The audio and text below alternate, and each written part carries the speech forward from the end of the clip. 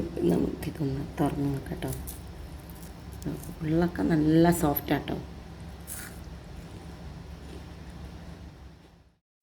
കേട്ടില്ലേ, നല്ല കറുമുറാന്നുണ്ടാക്കുന്ന ഒരു 10 മിനിറ്റ് കൊണ്ട് ഉണ്ടാക്കാവുന്ന ഒരു അടിപൊളി പൊട്ടറ്റോ സ്നാക്കുമായിട്ടാണ് ഇന്ന് വന്നിരിക്കുന്നത്, പൊട്ടറ്റോ സ്റ്റിക്സ്. അപ്പോൾ എല്ലാവർക്കും നമസ്കാരം. അതിനായിട്ട് ആദ്യം ഒരു പാത്രം എടുക്കുക. ആ പാത്രത്തിലേക്ക് നമുക്ക് വേവിച്ച് വെച്ചിട്ടുള്ള പൊട്ടറ്റോ ഇട്ട് കൊടുക്കാം കേട്ടോ. ഞാനിത് വേവിച്ചതിന് ശേഷം കുറച്ച് നേരം ഫ്രിഡ്ജിലൊക്കെ വെച്ച തണുത്ത പൊട്ടറ്റോ ആണ്. അതിലേക്ക് കുറച്ച് ഉപ്പിട്ട് കൊടുക്കുന്നുണ്ട്. നമുക്ക് ഇനി ഇതിനെ നന്നായി ഒട്ടും കട്ടിയില്ലാത്ത തരത്തിൽ മാഷ് ചെയ്യണം. ഒട്ടും കട്ട ഉണ്ടാവരുത്. മിക്സിയിലൊന്നും അടിക്കാൻ പാടില്ല കേട്ടോ. നന്നായിട്ട് മാഷർ വെച്ചോ വേറെ എന്തെങ്കിലും വെച്ചോ മാഷ് ചെയ്യുക തന്നെ വേണം, കട്ട പാടില്ല. അപ്പോൾ ഇത് ഒരുവിധം ഞാൻ നന്നായി ഒന്ന് മാഷ് ചെയ്തെടുത്തിട്ടുണ്ട്. ഇനി അതിലേക്ക് കുറച്ച് ബട്ടറാണ് കേട്ടോ. ബട്ടർ ഗ്രേറ്റ് ചെയ്തിടാം, അല്ലെങ്കിൽ നിങ്ങൾക്ക് റൂം ടെമ്പറേച്ചർ ആക്കിയതിടാം.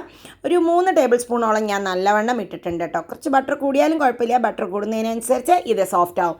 ഇനി ഇതിനെ നന്നായിട്ട് എല്ലാ സ്ഥലത്തേക്കും യോജിപ്പിക്കണം. ശരിക്കും കൈകൊണ്ട് യോജിപ്പിക്കണം കേട്ടോ. അതുകൊണ്ട് തന്നെ ഒട്ടും കട്ട പാടില്ല, ബട്ടർ അവിടെയും ഇവിടെയും കിടക്കാൻ പാടില്ല. കുറച്ച് ടൈം എടുത്ത് തന്നെ നിങ്ങൾക്ക് നന്നായി ഇത് കുഴച്ചെടുക്കാം. ഇപ്പം ഞാനിത് നന്നായി കുഴച്ചെടുത്തിട്ടുണ്ട്. ഇനി ഇതിലേക്ക് 1 ടീസ്പൂണോളം ചില്ലി ഫ്ലേക്സ് ആണ് ഇട്ട് കൊടുക്കുന്നത്. 1 ടീസ്പൂൺ കുരുമുളക് പൊടിയും കൂടി ഇട്ട് കൊടുക്കാം കേട്ടോ.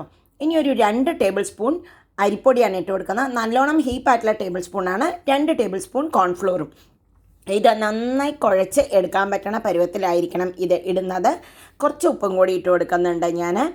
ഇതിലിപ്പോൾ കോൺഫ്ലോറിൻ്റെ നമുക്കത് മിക്സ് ചെയ്യുമ്പോൾ വെള്ളത്തിൻ്റെ അംശം കൂടുതലാണെന്ന് തോന്നിക്കഴിഞ്ഞാൽ നിങ്ങൾക്ക് കുറച്ച് അരിപ്പൊടിയോ കോൺഫ്ലോറോ കുറച്ചും കൂടി ഇട്ട് കൊടുക്കാം കേട്ടോ. കാരണം ഉരുളക്കിഴങ്ങിൽ വെള്ളം എത്ര പിടിച്ചിട്ടുണ്ടോ അതിനനുസരിച്ചാണ്. ഇതിലിപ്പോൾ എനിക്ക് 1 ടേബിൾ സ്പൂണും കൂടി ഞാൻ കോൺഫ്ലോർ ഇട്ട് കൊടുത്തിട്ടുണ്ട്. കാരണം അതിൽ കുറച്ചും കൂടി വാട്ടർ ആയിട്ട് എനിക്ക് ഫീൽ ചെയ്തു. നല്ല ടൈറ്റായിട്ട് തോന്നണം, നമുക്ക് ഉരുട്ടാനുള്ള പരുവം, എന്നാൽ സോഫ്റ്റ് ആയിരിക്കുകയും വേണം കേട്ടോ. അങ്ങനെയുള്ളൊരു പരുവത്തിലാണ് ഇതിനെ നമുക്ക് കുഴച്ചെടുക്കേണ്ടത്. നല്ലവണ്ണം ഒട്ടും കട്ട ഉണ്ടാകാൻ പാടില്ല, ഒന്നുമില്ലാത്ത വിധത്തിൽ ചെയ്യണം.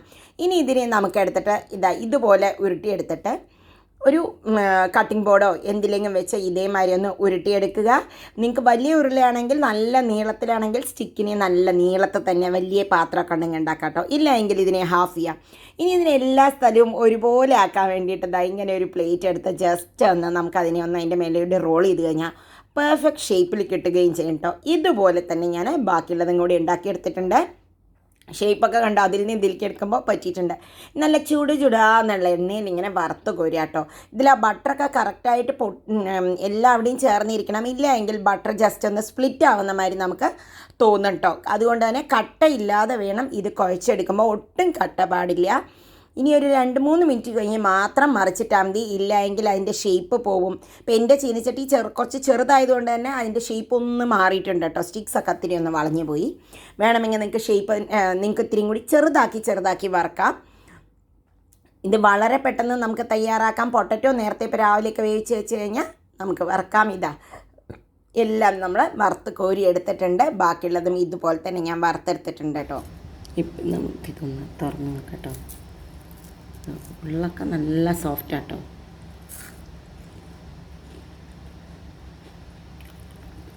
കണ്ടോ, കറുമുറാന്നുള്ളതാ. അപ്പോൾ ക്രിസ്പിയും ടേസ്റ്റിയുമായിട്ടുള്ള പെട്ടെന്ന് ഉണ്ടാക്കാൻ പറ്റുന്ന പൊട്ടറ്റോ സ്റ്റിക്സിൻ്റെ റെസിപ്പി എല്ലാവർക്കും ഇഷ്ടപ്പെട്ടെന്ന് ഞാൻ വിചാരിക്കുന്നു. ഇഷ്ടപ്പെട്ടാൽ അറിയിക്കാൻ മറക്കരുത് കേട്ടോ. വീണ്ടും അടുത്ത വീഡിയോയിൽ കാണാം. Bye, thank U.